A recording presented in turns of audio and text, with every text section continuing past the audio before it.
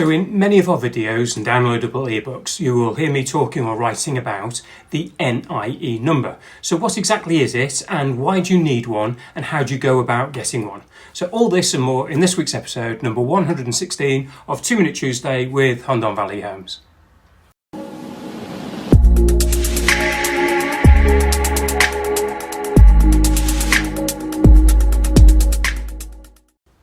So, okay, NIE, what does it actually stand for? Well, it stands for the Número de Identificación de Extranjero, or basically the identification number of a foreigner.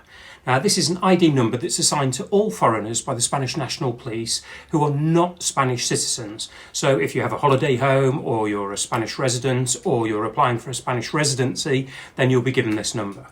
Now, when you have an NIE number, you can carry out legal activities in Spain, and this number will be required for a huge amount of activities. So, for example, opening a bank account, buying a car, working or paying your taxes, signing on the Padron. If you haven't seen episode 113, have a look at that, which will explain the Padron.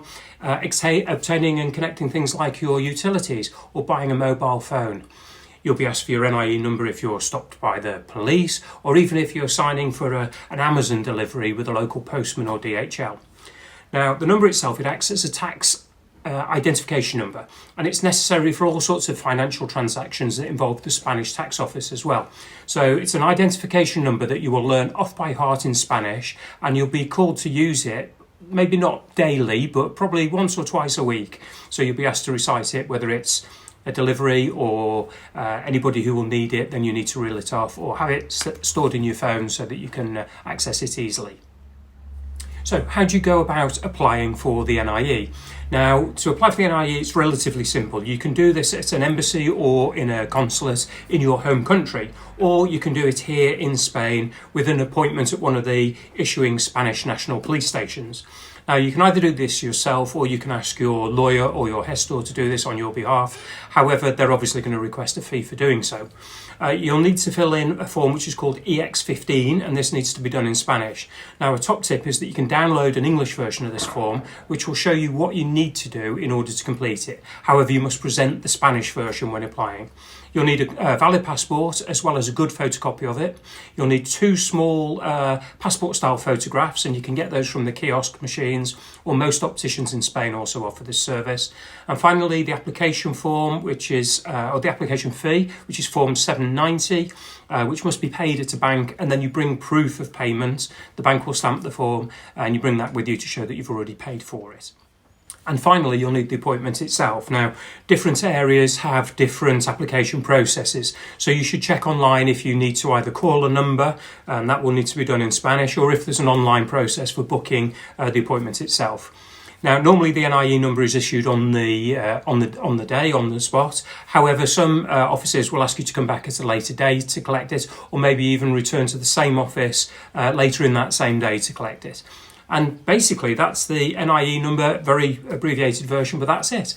A couple of top tips worth remembering is that Spain's a very big country, and different regions and provinces have different rules and regulations, and these are prone to change. So what's correct today? Well, tomorrow could be different.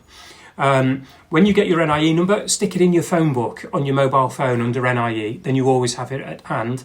And finally, with the original certificate, whenever you're asked to present the certificate, you'll always be asked for the original. So write on the back, original, and then if you give it to somebody and they photocopy it, you know that you're always going to get the original certificate back.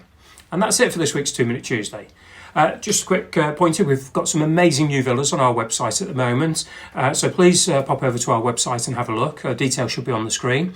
If you've got any questions at all about buying a property in Spain, about the properties themselves or the area or the processes involved, please don't hesitate to get in contact. My details should be on the screen at the moment, and we'll be more than happy to help you.